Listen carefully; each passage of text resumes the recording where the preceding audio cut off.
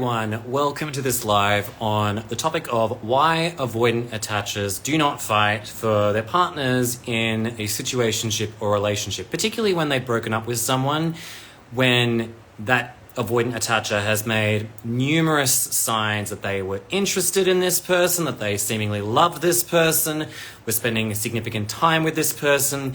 It's pretty baffling to be on the receiving end of someone's seeming indifference after they were seemingly so into you. So we're going to dive straight in. And as always, ground rules. You got any questions for me? Please leave them in the question mark box below. I will get around to them. And I'm very happy to explain why this happens, so that way we're all on the same page, because this has been the theme of the work I've been doing with my clients this morning, and I think it'll help a lot of people to understand how to avoid a common trap that will get people, that really keeps people stuck in their healing journey around this. So let's get straight into things. I think people in general, whether it be one of two major scenarios when they're dating someone with severe avoidant attachment or even general avoidant attachment, often run into, which is, let's use the one that I normally talk about, abrupt breakups. Scenario one, you've dated someone who's been telling you how amazing your entire, being with you is. There's someone who has had incredible let me start this all over again. You've been dating someone who shares incredible connection and chemistry with you. They tell you they really, really like you, that you give them a sense of love that they've never had before, that they really see a future with you, that they really want to do all these incredible things with you, and they're just so gobsmacked at how much they really enjoy spending time with you, and you really feel like this is escalating towards either a full relationship or the next stage in your committed relationship. And then abruptly, they end things by saying something like, yeah, I just don't think I'm ready to be in a relationship. I just don't think I can give you what you need. You deserve someone so much better than me. Usual rationalizations. And then you don't hear from them for a while or at all, and you're in this state of cognitive dissonance. Because on one hand, they were giving you so many positive affirmations about you and the relationship, talking about how amazing your connection is, and also about how incredible this entire, experience with you has been, only to leave you discarded essentially and left with very few clear answers as to what the actual reason was for the breakup. And they're seemingly moving on, sometimes getting with someone new straight away, maybe even getting into an official relationship where they then marry that person and have children with that person. And it can leave you feeling like, well, why are they seemingly not able to fight for the person they said was so amazing, yet gone on to fight for someone else or seemingly get with someone else? That's scenario one.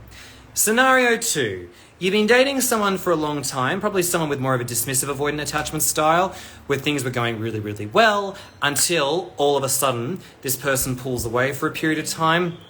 They're not really communicating with you as much. They make you feel like they're really they're shutting you out of their personal life. This long-term relationship just feels like you're stepping on eggshells and you just can't connect with your partner the same way that you could. You're then trying to get closer to them. You're sometimes learning about attachment styles, maybe going to therapy to work on your anxious attachment to be less of a needy person to them. Not suggesting that you are, by the way, but maybe you have fear that you're being too much and too needy. So you go to therapy to try and work on yourself, and you're putting in all this effort in order to try and make your partner open up and get more connected with you. And yet seemingly it seems like you're the one putting in so much effort into this relationship that they've seemingly just stopped caring at all. Worse, they even say to you, yeah, if we were to break up today, I wouldn't be too bothered. And it makes you feel like this entire relationship has been a lie, that none of this has ever really mattered to them, and that surely this has just been an incredibly,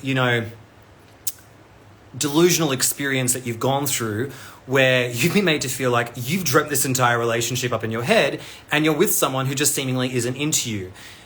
And I find that in both scenarios, regardless of the outcome of either of those, people are often questioning, why does this person who claims to have at one point or another been really into me not want to fight for this like I am?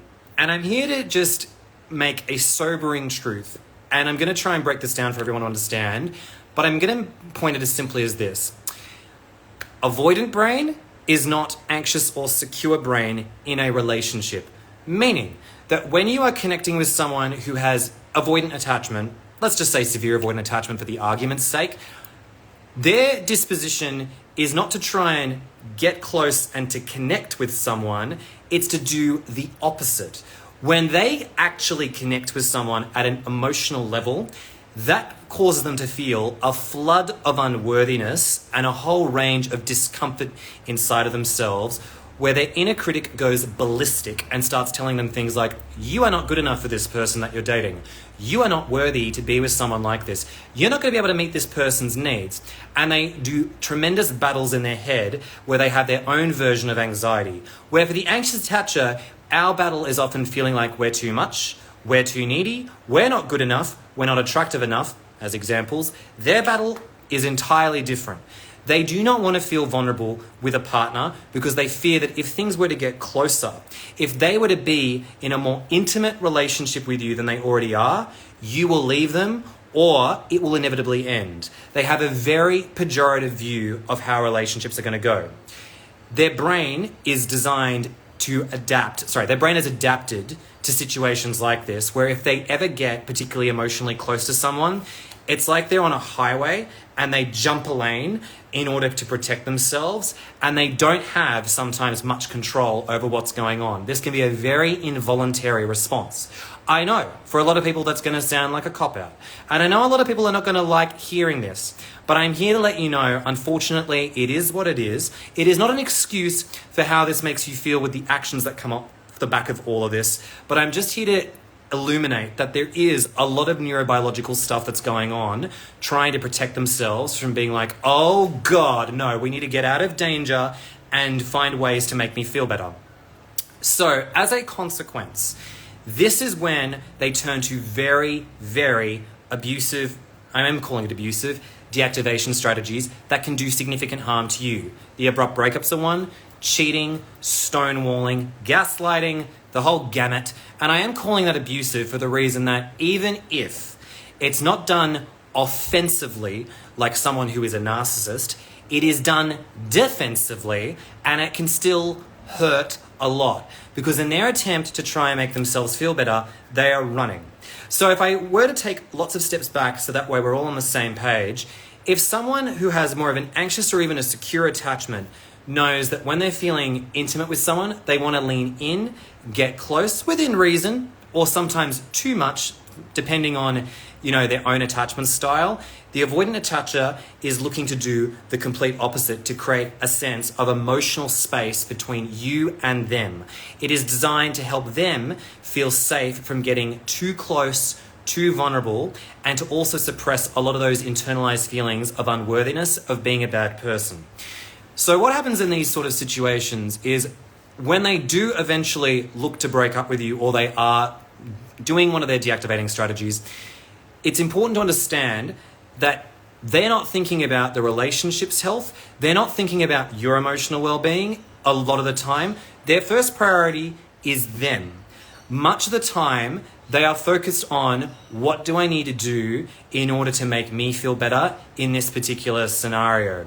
In this particular case, it is important to understand that they're not going to fight for the relationship. Frankly, when they break up with you, they don't care about you for a period of time. It is temporary relief in order for them to to work through this.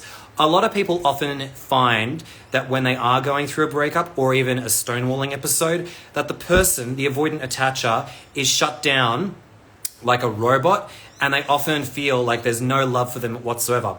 In those moments of abrupt emotional change, where it seems like all the attraction and affection they had for you is gone, you better believe in that moment, it's not there. It's being suppressed as a way of protecting themselves, and eventually when they've had some time and space, they will eventually feel those flood of emotions return, where they do miss and occasionally yearn for you, and also have feelings of guilt. I just want to make it very clear that in this moment, this person is operating from their limbic system. The amygdala has gone off. They're in fight or flight. Often they will say things to you like, do not convince me to stay. Please do not change my opinion about my decision for us and the relationship. They are in such a state of hyper distress that they do not have the capacity to think about how they are operating from a place of severe anxiety. Even though a lot of the reasons and rationalizations that they may come to you and say with things like, oh, you know, I like hiking, but you don't like hiking, we're just incompatible, are frankly BS. The point is simply they're looking for a way out, and what they say to you may not necessarily be a reflection of how they really feel. They may even do very gaslighty things and say, I've never loved you, I just don't think I really love you, I'm looking for more spark, and a whole range of other things, which may not be very reflective of the entirety of the experience they've had with you. Please be mindful that when they are in hyperactivated, when they're shut down, they're hyperactivated, whatever they're telling you is not necessarily indicative of the full experience. For many of these people, they are trying to avoid a lot of that discomfort they're feeling inside of themselves, and they will even reflect, if you call them out on this later down the line, that with a lot of their stuff, they didn't mean what they said in the moment, they were just saying it because they didn't know what else they could say because of how much discomfort they've been in. So, please bear in mind that a lot of this is not designed to hurt you intentionally. But I also want to make a point here to say that I have also heard from client cases that they know that they are taking a route that is potentially going to hurt you. I know for a fact that a few people with avoidant attachment have openly said, yeah, I knew that ghosting my partner, abruptly breaking up with them, stonewalling them, was causing them a lot of distress. However, I thought it was the lesser of two evils because I thought that if I was open and vulnerable, it was going to make things worse. If you're ever in an argument with someone who has avoidant attachment and they actually aren't able to articulate what they're saying, often they're so scared to actually articulate themselves because they think that whatever they say is going to make things worse. I know for all of us who have been through the gamut of this, we know words would have probably made things a lot better, or just the truth would have probably been better than nothing at all. But I just want to let everyone know that in these sort of situations, their rationalization and understanding for human behavior is radically different to ours, which leads me to the point that I really want to bring to everyone here today. It is so easy to project and to think, well, if I was worthy, they would fight for me. I'm here to remind everyone, your worth was never in question. They're not going to fight for anyone when they're activated. They don't care about you. They don't thinking about your well-being to the full extent. They're coming first. They're not thinking about, your well-being and your needs. Even if they've had a strong attachment to you, please understand this is not about you. It is so easy to project and to think, well, I would never behave like that. And I get why we do that because we're thinking, well, what would prompt me to behave like that? My best example to everyone who's ever been in a situation like this would be to say, have you ever had an allergic reaction to a food that you've really enjoyed? Let's just say you like chocolate cake, and all of a sudden you realize this slice of cake that you're having has an ingredient that sets you off. You might have immediate disgust with the cake and find you're throwing it away and getting away from it for a while. And then when you feel safe to go back to cake again, you're like, oh yeah, I don't mind because it doesn't have the same ingredient to it or whatever it may be. But I can assure you if that ingredient is still there, it's going to set you off all the same. That is the best way that I can describe an analogy of what's going on for them in this relationship. Not a lot of people like hearing that. Not a lot of people enjoy realizing that this relationship of theirs or situationship is going in the direction of tragedy. And I respect that. I want to take this moment just to say, it's unfortunate, it's not fair, it's sad, it feels so low effort that these people seemingly don't want to fight for us and to actually make these situationships or relationships work. But the minute that you understand that projecting our neurobiology, the way we operate with attachment onto folk like this is not helping you, it'll help you out a lot. Because often we think, this is our inner critic issue, we think we're not good enough, we are maybe not attractive enough, we were too much, we were too needy, when none of that is true, and we think that if we hold on to that maybe if we were more attractive, less needy, we could have changed the outcome. And as I've said many times, the outcome was likely set in stone. there was nothing you could have probably done to have changed the outcome. When these individuals get close to people and they haven't worked through their attachment issues and they're still on autopilot, game over. That's it. The other thing I also want to mention too, because I noticed one of my followers was talking to me about this too, which is a very common scenario, is how many of them often jump straight into new relationships straight away with seeming ease.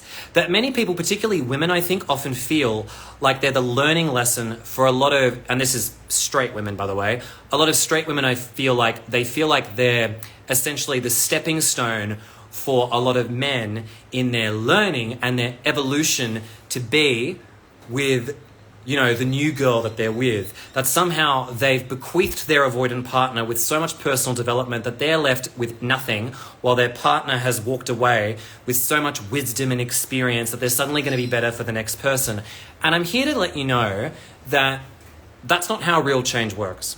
Real change is a very slow burn process, and whatever this person, regardless of their attachment style, has taken away from you, it's not going to be the secret to being able to maintain a healthy relationship.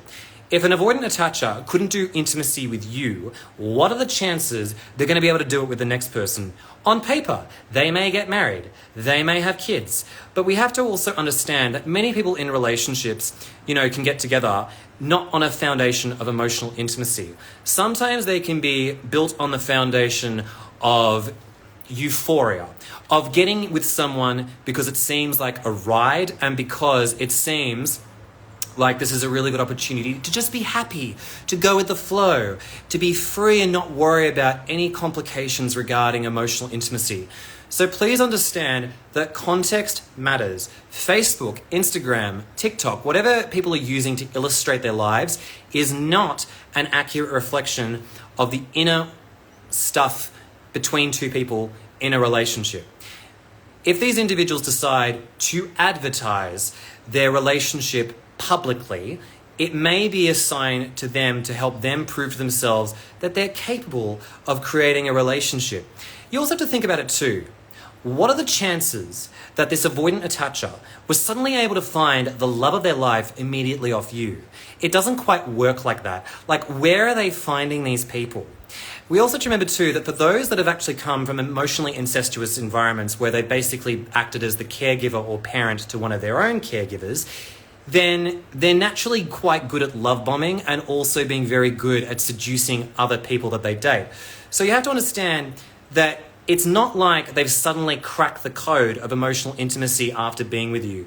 Please understand that if they're with someone new, it doesn't necessarily mean it has a level of intimacy and depth that you've experienced with this individual, which is ironically what set them off in the first place. So, if we're just taking a massive step back from all of this, I just want to remind everyone that the reason why avoidants are not going to fight for you in a relationship, if it's one where there is a lot of growing emotional intimacy, depth, and vulnerability, is because they don't like being vulnerable. They find it really hard. They're concerned that being more vulnerable is going to be the death of any relationship with you. That is why they opt out, even if it's not actually, in either of your best interests. That is the direction that they go in much of the time. So, just hope that explains it. And once again, please do not assume that because you wouldn't do that, they would do that. Meaning, it's easy to project and be like, oh, but surely I would never behave like this for someone if I truly cared for them. Yeah, you're not them. This is not a thing defined by gender. Men and women can do this across sexuality, including people who are non-binary as well too. Attachment issues are not something that is set in a gender stone. So please understand that though it may be tempting to assume particularly straight men are guilty of doing this, I'm here to assure you plenty of women can do this too. So just wanted to throw that out there for everyone as I now turn over into talking about, into answering any questions that you might have. Just as a bit of a heads up, I'll be ending this live on the hour because your boy needs to eat and have a good night. But I'm very happy to take any and all questions that I am able to right now as well too. Also, I just want to say hello to everyone who has been a regular, who's followed me for this, for this journey that I've been on social media. I really appreciate it. And thank you for the people who are having the running commentary below. You're very welcome to keep doing that. I'm just going to turn over to the question mark box. If I get through those, I'll go to the comments. Okay. Let's see. Can their romantic feelings die from their activation? Absolutely they can, temporarily. Please understand, like the analogy I was using before with an allergy, that it's temporary. In the moment, you better believe they don't care about you. They'll feel relief when they're away from you and they're not going to give a damn. Please understand, it is not a true reflection of how they feel about you. It is a temporary reaction to protect themselves from feelings of unworthiness and a whole range of other, associated things. Loss of control, independence, feeling smothered, whatever is going on inside of them. So please understand that when they're hyperactivated, you might as well be a stranger. Where should you draw the line between compassion for their experience and your boundaries? I love this question. This is great. Okay, so maybe we need an example for this one.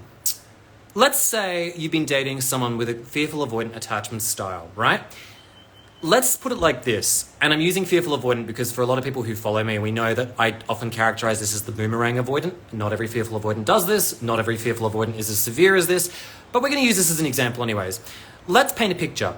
You're dating someone who has a severe fearful avoidant attachment style where their pattern is to come and go like a boomerang, meaning they break up with you one day, they're back with you in a week, they break up with you in a month, they're back with you in a month. That kind of dynamic, right? I'd say, on one hand, it's important to have a degree of empathy for someone and being like, okay, I can see that obviously the reason for this person being the way they are is tragic. It's unfortunate. It's not fair that they've been through this. That's one side of the street.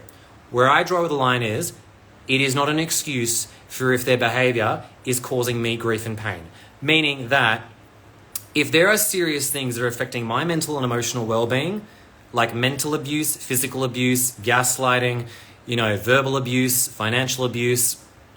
If it's in the realm of what I characterize and define as a form of abuse, adios, because you've gone over past a boundary. I can understand why you are like that, and I'm sorry. However, it does not mean that I need to be putting up with that kind of behavior. So if I were in a cycle like that, I'd be like, no thanks, I don't want to deal with that. The other thing to also understand too is that it's very easy at times, I think, to overuse empathy, to think that I can help this person out with their trauma, I can work through with them with that. Our trauma is our own responsibility. It'd be like if this person had an STI. You're not responsible if they have HIV, AIDS, gonorrhea, herpes. That's their stuff to work through. And they need to communicate that with you. Because if they don't have plans and procedures and also steps for navigating that, they're unwittingly impacting you and your well-being as a consequence. So please understand that just because someone has a backstory that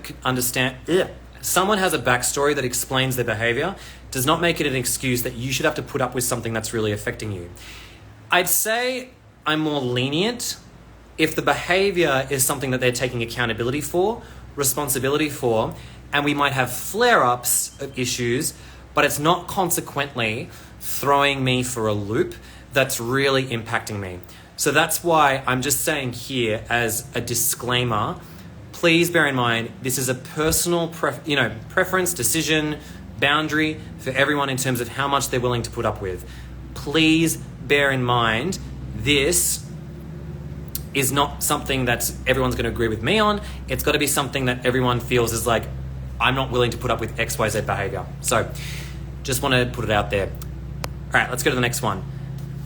Fearful avoidant ex left after 1.5 years and future proposals saying I was too exhausting, relapsed, and then went right back to ex. Okay, firstly, without knowing your situation, I am really sorry that you've had that experience. It sounds horrific. I also just want to say, if they're saying things like you're too exhausting, which doesn't, really sound to me like a reason to break up with someone, yes, I can understand that it's something where you might be personally affected by someone's behavior. I get that. And you might say, this is exhausting me. However, the way you've described it makes it seem like that came out of the blue, out of nowhere, and that it wasn't something that was unpacked properly.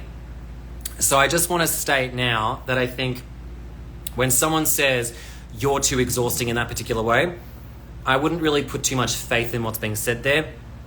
Have other people said you're exhausting? Have other relationships ever said, you are someone who's just too much? I think in this case, it's part of their deactivation strategy. And I am sorry that they've gone back to their ex because it can make people feel very unworthy. But I also want to bring it back to being like, look, if they've gone back to an ex, it does, I think, say a lot about their own stuff going on inside of them. It doesn't mean you're the side chick. It doesn't mean that you're the other girl. It doesn't mean that you just don't have what the ex has or anything like that. It doesn't necessarily mean that they love their ex more. It's usually a whole bunch of other things that might be going on inside of them. These cases are never black and white, but it's very easy to try and assume that it's something unworthy about us. Remember, inner critic battles. We have to be very mindful of what we're trying to say about ourselves because it's very easy to assume we're not good enough, we're too much, we're whatever it may be, when in fact it may not actually be what's going on. Let's see, what else have we got here? My emotional expressions trigger him to feel that he is being emotionally manipulated and I am at a loss with this narrative. How should I navigate? You can book in a session with me. No, I'm joking. What I'm going to say here is I can't really give you any advice off a live like this. If someone... Actually, my colleague Sydney did a really good video on this yesterday. Basically, the premise is if your emotional expressiveness is construed as being emotional control, I'm going to just take that as without the context and just say, I think we have to also ask, is he being realistic with regards to, your emotional expressiveness? What does he define as manipulation? If you're just putting in boundaries, that's not manipulation. Or maybe giving him the benefit of a doubt, is he in a situation where, for instance, he's saying things like, oh, the way in which you're communicating to me does feel like I'm being expected to change and I don't like that. In which case I'd say, fairly valid point to make. I think this is where context is really important. And so I can't really give a definitive answer or give any advice as a counsellor. So I'd say probably speak to a professional about that to unpack it a bit more because I think there's a lot there that's not being addressed. Also on that note, I shouldn't, not take that opportunity to say, if you are someone who's looking to work with me whilst I'm fully booked at this particular point in time, my teammates, Amy, Sydney, Kate, phenomenal to work with to unpack this. Highly recommend if you want to unpack and know more about this sort of stuff to book in with them because I didn't just hire them as colleagues because I thought they looked pretty on my bio. They have a very good understanding and we all work with clients like this nearly every day. So we know what it's like to go through an experience like this if you are someone who wants to unpack this further. Just doing my own bit of professional, marketing because, hey, your boy likes to get paid for his work. So that's that. Let's see. Trying to reconcile walking away from our relationship after 16 years with 3 kids and in only 3 days decide it was unfixable, but has wanted to still be friends because we were together 16 years when 16 years didn't mean enough to try and to fix things. Okay. Great. Scenario to talk about. And I also just want to state too that, again, I'm sorry that you've gone through this. To be in a relationship with someone for 16 years where you've shared kids and then only now for this to come up is a slap in the face. It's highly invalidating and can make you feel like, what the fuck were we even doing together? And it's also incredibly disrespectful to your children as well too. And again, I'm looking at this under the lens of this being an avoidant attacher situation. So I appreciate there may be other ways to look at this particular scenario, but if this person truly has a severe avoidant attachment style, that's a huge slap in the face to someone and their relationship. I also want to go back to the premise of this video and say the reason they likely didn't want to bring this up and work on it if this person truly has a severe avoidant attachment style is once again because it wasn't your worth, the time spent in the relationship or any of that sort of stuff. If that person felt triggered and had to run, your relationship of 16 years, frankly, didn't mean an ounce to him getting what he needed to protect himself from whatever feelings of unworthiness he was having. I know, it seems like a lot. It seems unfair. It may even be downright selfish, to which I'd agree. But I also just want to say, when an avoidant attacher is activated, doesn't matter how long you've known them, what you share between them, I'm afraid their sense of safety is going to come first. So it is what it is. Is it okay? No. Is it fair to you? Hell no. Is it, a devastating experience for you and potentially your children? Absolutely. And I'm sorry for anyone who's gone through this or anything similar, because it's not okay. It's downright abusive. Let's see, what else have we got here? What do you say when they try to come back around again? Great question. I'm going to quote my colleague Tawny Lovelace, who actually asked an excellent question in relation to this that you can ask, which is, what's the reason you're reaching out now? What's changed? What have you learned from the last time we were together?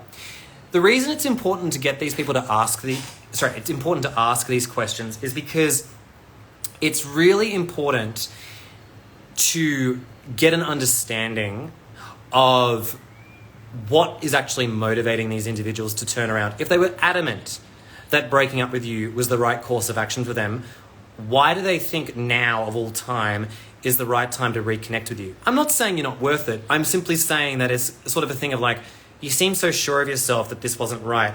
What makes you think that now anything's particularly changed? It's also really good for your own sense of safety to ask these questions, because you've already potentially had a traumatic breakup with this person once before. Do you necessarily want to go through round 2? Please understand that your safety is as much on the line as is theirs for respective reasons. It's important to really validate and ask, where are they coming from with wanting to reach back around to you too? Because a lot of the time, they can genuinely miss you. They can feel guilty for their actions. They can admit that you're the person who they feel like is the love of their life. But I want to be very clear and say that does not necessarily mean that the avoidant attachment stuff has gone away. 2 things can be true. They can love you and also be afraid, rude finger. They can also be afraid to be close with someone where they feel like they could come undone being with someone where they have to be that vulnerable. So please be understanding that in this particular scenario, it doesn't necessarily mean that you're safe to pursue this again. I'm going to use this opportunity to give a sobering story for everyone, because I have actually been in scenarios with plenty of clients now. I dare say, I've worked with over 100 clients now, actually more than that, a lot more than that, where I can say I've heard this story many times. The story being, my avoidant partner is coming back around and I don't know what to do. What should I do? You can do whatever you feel like, but I also want to just state very clearly as a sobering fact, I have to this date not heard one successful story where that avoidant person has acted any differently and those people have managed to make it work from round 2. I know that's going to be shocking for a lot of people, but I'm just going to let you know now that in my experience of hearing these stories, I have yet to hear a success story. I know that might sound extreme, but it's the reality of what I've experienced. And I don't think it has anything to do with my counselling style. Not to say that I'm perfect, I'm not. I'm undergoing my own therapy and supervision all the time to better myself. But usually things have played out and they've also continued to play out the same way they did the first time. In fact, often they're shorter, more intense, and more painful when the breakup happens again. I am not saying this to scare everyone. I am sure there are probably experiences of this where they go differently. I've yet to hear of one. I'm not closed off to it, but I'm just saying, from my own personal experience, and I'm a biased source, so please don't use this as gospel, I have yet to hear of a success story. And when I hear of one, I would love to hear what has made this work, because if it has, useful information for people to see if we can find techniques to actually facilitate a healthier relationship with said people. Because I do think people should have the chance to see if they can make it work, if they can, and also to feel like no stone is left unturned within reason. It crosses within reason when it becomes a cycle, and people who have dated fearful avoidance where it's an ongoing hot and cold boomerang cycle know that is well outside of reason, because that becomes a very toxic mess where people feel like they've lost any sense of reality and it becomes incredibly addictive. So please be very mindful that that is a very dangerous cycle to be in. Back to the questions. Is cheating a common act by avoidance? And do you think if it's happened once by an avoidant, it increases the chances to happen again when they shut down? Absolutely. I want to make a disclaimer. I have yet to see research which suggests that a particular attachment style is more likely to cheat. One day I heard it was anxious attachers because they don't get their emotional needs met. Then I've heard it's avoidant attachers because they're trying to find intensity outside of a relationship. But I want to just state now, one of their deactivating strategies is to cheat. They don't feel worthy about themselves, I can tell you now. They will look for someone else, whether it be sexting, porn addiction, just emotionally cheating, or even physically cheating with someone as well too. So please understand that when it comes to this sort of experience, that, it is something where I would say that you've got to be very, very mindful of the fact that cheating is definitely something that could be part of their deactivating strategies, depending on the intensity of their own insecurities, their attachment style, and a whole range of factors. Does it mean every avoidant attacher cheats? No. Does it mean that this cluster of people with avoidant attachment, are more likely to cheat than other insecure attachment styles? Not necessarily, but just want to say, as this person here beautifully said, it's a form of self-sabotage, and I'd also say that it is something that they do because of their own feelings of unworthiness. Great book if you want to read about this is Neil Strauss's book, The Truth. I love reading it. Really explains why it happens in some avoidant attachers, particularly those that have a sex addiction. Really recommend it to a lot of people because it really helps understand why this might occur for someone. Let's see. You speak about moving on versus moving forward. I don't understand the difference. Okay, so this is a really good question to break down. So traditionally, I think we mean moving on as like getting over someone, being emotionally indifferent to a person, feeling as though, you can look back at your ex and be like, I wish you all the best. It is what it is. My definition of moving on is really just getting to a place of emotional objectivity where I work through my anger, grief, sadness, depression, whatever is relevant for me post-breakup, and getting to a place of indifference where I can even maybe forgive them if I choose to, being like, I can see why you did what you did. I really respect, the time that we had together, and I wish you all the best. That's my definition of moving on. It's a process. It takes me a while to do that. Sometimes less time depending on the context of the situation, but the point is there's emotional processing involved. Moving forward, in my definition, is when that emotional processing bit gets bypassed altogether. Moving forward under the context of someone who has avoidant attachment, severe avoidant attachment, is when, instead of sitting with those uncomfortable feelings, maybe of guilt, shame, regret, just grief and sadness and missing the person that they were with, being mournful, that person chooses to use coping mechanisms, drugs, alcohol, workaholism, new relationship, marriage, kids, as a way to avoid the discomfort of feeling all of that really unpleasant emotion. Even travel can sometimes be a form of, emotional escapism for people as well too. So that's what I refer to as moving forward, which is this idea of you've skipped an important step in the moving on process. This is my lingo, by the way. I don't believe anyone else has really used these terms before. Maybe they have. I'll give credit where it's due if someone else has said that. But the point simply is to say that, there is a difference between moving on and moving forward from someone. And let's see, what else we got? What is the best way to navigate excuses from an avoidance such as neurodivergence and workaholism? Ooh, good one. Disclaimer. I am not an expert in neurodiversity, neurodivergence, holistic behavior. I've started because I wanted to try and better understand it. But once again, there is a fine line here. Someone can have neurodivergent tendencies. Someone can be neurodivergent completely, meaning, and I say tendencies because CPTSD, complex post-traumatic stress disorder, can sometimes result in people having behavior that mimics and is similar to neurodivergence. So I just wanted to throw that out there. And they may also have neurodivergence too. Someone who is, say, on the spectrum, experiencing autism, ADHD, OCD, has their own cluster of behavior too. And in some cases, they may also have attachment issues as well, including anxious or avoidant attachment. It is important to understand that usually I'd say the attachment issues will override the neurodivergence related behavior that might be a barrier to understanding one another. Meaning, for example, there might be an issue of understanding emotions. For example, people with autism may find they experience alexithymia. Alexithymia is where people aren't really able to express, identify their own emotions, and they can't verbalize it very well. That might be something that they're experiencing, but they may not have an avoidant attachment. In fact, they might actually be more anxiously attached. So that's one thing.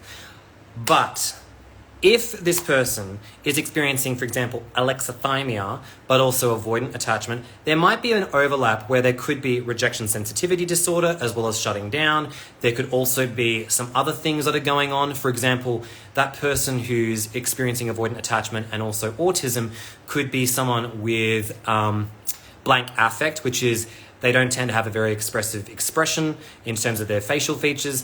There's someone who has a very selective set of things that they particularly like. They're also someone who is hyper-rational but also not very emotionally intelligent. There's someone who typically displays lots of black and white thinking. This is one example of autism, by the way. It is not the full spectrum of autism. Autism can have a lot of different signs and traits, but this is just one that I'm using to describe for the sake of an example with someone who has avoidant attachment, because both can have a lot of similar overlap. So if we know that to be true, and someone is experiencing all of this, right? You find that there are some barriers in your communication style. Say a person who's neurodivergent and has avoidant attachment is conflict avoidant. You may find that you're like, listen, I'm trying to also better understand you and find ways to facilitate communication so we can come together and work on this. I'm trying to better understand how to navigate this. Depending on the person's, neurodivergence and also their attachment stuff, there could be a bit of conflict. Meaning that even if, yes, this person has neurodivergent behavior, the attachment issues will overrule that, because if that person still has those typical signs where they feel unworthy inside of themselves and they deactivate as a consequence of all of their own stuff, the neurodivergent piece is not something that's going to be a relationship killer. It'll be the attachment stuff. Generally, in my experience, these sort of, it can be very easy to assume that maybe it's a neurodivergence piece that's affecting it. I've had a lot of clients say to me, my partner was diagnosed with ADHD. Never in my experience as a counselor has ADHD been a relationship killer, but generally speaking, I often find that there are some comorbidities and also similarities and overlap that might also have similar sounding consequences. But generally speaking, in my experience, I find it's the same attachment stuff. So going back to the question of what you asked, sorry about that, I just lost myself for a second. Going back to the question that was asked, what's the best way to avoid excuses from an avoidant such as neurodivergence and workaholism? Let's use work as an example. If they say, hey, I'm busy, you can be like, I think in navigating an excuse like that, it'd really be about navigating and understanding, how is that excuse impacting your relationship with this person? How is this impacting, the way in which you navigate intimacy together? Because if it's becoming an excuse where they're like, well, I'm neurodivergent, I'm a workaholic, I'm just busy, I behave this particular way, and they're using that as a way to avoid intimacy with you, or they're avoiding ways of being with you and spending time with you, I think it's very important to, on one hand, accept that that may be true, but similar to a previous question that I answered, how is this impacting your enjoyment and experience of this relationship? If it is true that this person needs more time, space alone, fine, that's fair to them, but maybe it's not going to work for you. So maybe it's about calling it out and saying, listen, I respect your time and need for space. However, I also need some time and space too. Are we able to work through that? It's really about finding that Goldilocks sweet spot, if you can, of being able to get your needs met in this relationship whilst respecting their own unique needs, whatever they may be. If it is a case that they are truly a workaholic though, and that's getting in the way of the relationship, you're probably not going to come before their work. So just saying, that's what I've noticed. So I know I spent a lot of time talking about this because it is a very prickly sort of example to navigate, but it does need a bit of discernment in terms of how to navigate it too. Probably also needs a lot more context in, a session with someone like myself or a therapist, but I just wanted to give that time. I am also doing more research on neurodivergence and holistic behavior to understand more of the difference. So just wanted to, canvas that and say it's not a simple answer by any means. Do you think that someone advertises on social media, the more superficial the relationship? Maybe not necessarily, maybe not necessarily if it's more of a superficial relationship. It could be for a variety of reasons. It could be to maybe prove something to themselves, that this is amazing. Maybe it's to make them feel better about themselves, to show other people a message. Social media can be about impression management. So maybe it's a form of people pleasing. Maybe that person's trying to show that everything's great on their side and that everything's going really well. I'd say that a lot of people can use social media to gloss up a relationship, to make it look better than it actually is, in order to feel better about how it's actually quite dysfunctional or it's not working very well. Classically, we see in families where there's a lot of dysfunction, particularly narcissism, there is a tendency to make impression management a big feature. Show off the kids, show off the family, make everything look hunky-dory. We don't have emotional issues here. In fact, we don't even know what emotions are. Make everything look as pristine as possible. And usually that facade is sitting on a bedrock of asbestos, meaning that it's pretty toxic behind the scenes. And it's really about the impression management of that. So going back to the question, I'd say that it's more probably rooted in insecurity and likely a need to show something that is not reflective of what's actually going on inside of the relationship. Maybe as a consequence, it is actually superficial. Ex-situationship sees his new girlfriend more often than he saw, I'm assuming me. Does this mean he likes her more? Not necessarily. Again, this buys into that whole thinking of, well, if my avoidant attacher behaves like me, it would mean that they like them more than me. And I'm here to remind everyone again, if you are someone with avoidant attachment, you're not behaving like someone like me, and most likely a lot of people here. We are different. We behave differently. People with avoidant attachment who usually spend a significant amount of time with someone may be doing so because maybe it is a safer relationship for them because they don't have to get that deep with that person that they're dating. It is not a reflection of you. I have had plenty of clients who have been told point blank by their avoidant partner, I love you, I cannot be with you in a relationship because I can't do vulnerability. That's why I think we should be friends. And I'll go back to my husband or wife or whoever it may be because I need to be there for them. Is it great to hear that information? No.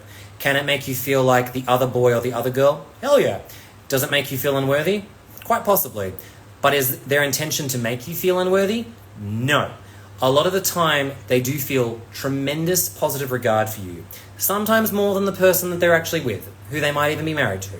However, it's important to understand that a lot of the time, the way they behave around this is to protect themselves from those deep feelings of unworthiness inside them, amongst many other uncomfortable feelings and thoughts that come up for them when they're more vulnerable with someone. It's shit. It is what it is, and it's not fair. Let's see. Why are the breakups so traumatic with the money branching? I think that means the monkey branching. Why are the breakups so traumatic with the monkey branching? Okay, a lot of reasons. So let's start with the basic one. And I'm actually going to say this because I think it actually is true. I think avoidant breakups actually incorporate a bit of gaslighting. And hear me out on this. I think the thing that's really deeply invalidating for people who have experienced a avoidant breakup is that they often doubt themselves as to whether or not this relationship is real. Because the suddenness of their departure, much of the time, or even the coldness that you experience when you're dating them, if it's a long-term relationship and they haven't abruptly ended things, can feel so invalidating to the good times you have shared together, which are genuine. You often feel you are doing battles with your inner critic, which is often telling you, well, clearly you weren't good enough for them, which is why they left you in the first place. So we're fighting ourselves. We're also then contending with an existential crisis because often we've never been with someone where we simultaneously felt like we'd found our soulmate and now we feel like we're at rock bottom emotionally. Most of my clients will argue this is the most emotionally painful thing they've ever been through. Many people, this is a big one, often feel like they have met someone who finally understands and accepts them for who they are. Many of us feel like we have met someone who finally gets us and makes us feel so understood, and whole. I'm going to take a pause here and say, or they're a master manipulator and fake all along. No. They're not that Machiavellian. I know it's tempting to think that, but no. They're not. I have to say, their behavior borders on clumsiness, especially considering pickup artists are way more slick with that stuff. So I'm going to call it out here and say to anyone who feels like they want to take the Machiavellian route and call these individuals narcissists, beware that such oversimplifications do a disservice to your experience as well as these people. Back to the reasons why this hurts. These individuals, can make you feel simultaneously like you are the most important person in the world and then nothing at all. So you're often feeling, as I mentioned, for the basis of this video, you didn't matter to them. They didn't care enough to actually give you a proper reason, that there must be something wrong with you that they couldn't even give you a reason for the breakup. And worse, there now is someone else very quickly without seemingly grieving the relationship like you are. Why is it they've simply just moved on with such disconnection and disconnect to the point where they can just get away from you and act so cavalier? It can make you feel like you're crazy, you're too emotional, you didn't matter at all. This entire experience you had was a lie, that you've just made this entire thing up in your head. That clearly the next person is somehow the chosen one and they were the one that got away. I'm here to let you know that all of this hits our trauma. There's the gaslighting component. It often causes us to go through huge shifts inside of us to transform into people that we weren't. I have to say, from a spiritual lens, and I've said this many times before, it's like you've just been dealt the Tower card in tarot for your entire life. You'll often find that you're now also reflecting on how you don't maybe get along very well with your family, certain friends, you hate your job, there's a whole bunch of other things that are just sort of crumbling on the side, and you are really at literal rock bottom for your life at the moment too. There is a whole bunch of, crap that's often associated with this, so you are mending your life, not only a breakup. Generally speaking, this is often the start of a huge change for people that forces them to become something that they're not. It often forces people to reflect on, why am I reacting so much to this experience? Because on one hand, it's very valid, but it's also probably touching on a lot of trauma that you haven't addressed yet, which is valid. Not many people do. There are a lot of attachment wounds, as this person has said, that get activated as a consequence. Not feeling chosen, not feeling good enough, not feeling worthy, feeling like your sense of choice has been completely taken away by this person, and so on. There are multiple facets to this, and frankly, people who've never been in a breakup like this really misunderstand the complexities of this, and often I find a lot of therapists, clinicians, coaches who understand the breakups are a thing that a lot of people come to us for, don't really get how to help people through this, because unless you've been through this experience yourself, you don't understand the sheer amount of, quite frankly, mindfuckery that happens as a consequence of this. So I'm not invalidating other clinicians. I think a lot of clinicians are fantastic. But it's kind of like narcissistic abuse. If you haven't been through it, you may not understand it from a visceral experience, and you may also invalidate people who've gone through a traumatic abusive relationship. And I think even though, for instance, I have never been in a narcissistic relationship before, it's still something where I find, listening to accounts of it, I'm baffled and shocked by it, just the expansiveness of how abusive those can be. So that's why I just want to say, there is something you get from personal experience that books and watching videos online will just never give you. And that's why there is such complexity to this sort of stuff too. I also want to throw in too, as this person has said, being in a situationship, as this person has said, if you chalk it up to, you went into a relationship that long, you should just be over it already. Wrong. You had a proper connection with this person, and situationships can destroy you just as easily as big relationships can, depending on the person you are seeing. So just as I'm rounding out today's live, I want everyone to just walk away from this also hopefully getting a message, which is, please understand, avoidant attachers do not operate and think and behave quite like a lot of us. There may be some avoidant attachers who've listened to my live and gone, oh yeah, I behave like this and I've done that to people too, but I didn't like being on the receiving end of it. It happens.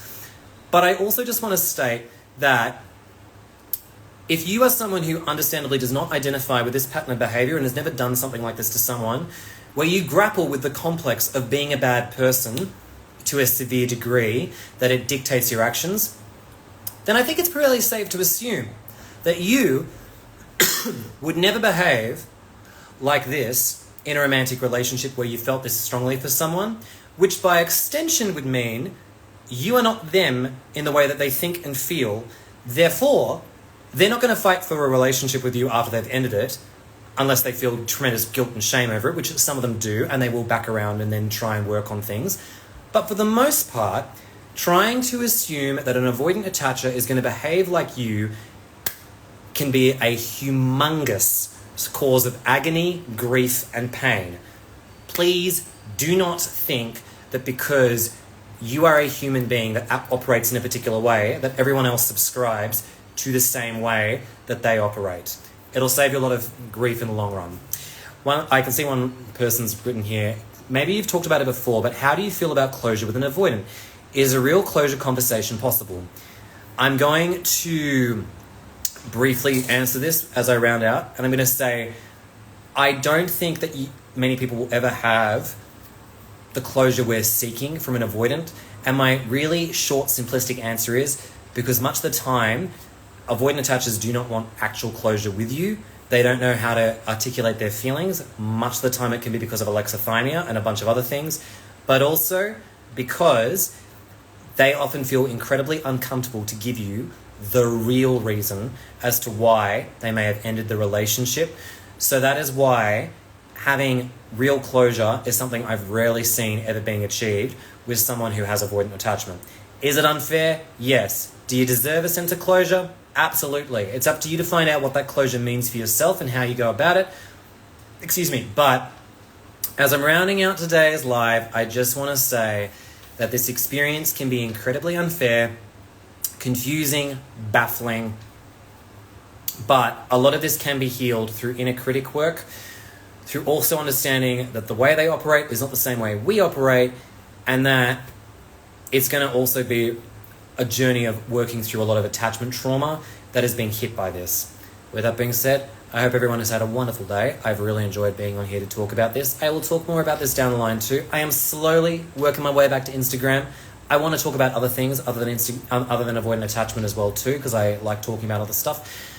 But I thought, you know what? I feel called to talk about this, so I'll do it today. Finally, the membership that I was promoting last year has been postponed for a period of time, like I've said to a lot of people. I'm doing that because I was not feeling creatively inclined to working on that. I want to do something that actually I feel is going to be impactful and actually worth it. So that's why I'm taking the time to process it, figure out if I want to do a different format for people, because the reality is, as a lot of people understand, working through this stuff is a bitch and a nightmare. It's not over in 3 days, let alone 3 months. So I just want to say that's why I'm taking the time to really figure out what's the best way to give an alternative service to seeing me one-on-one. With that being said, have a wonderful day, and I'll see everyone next time.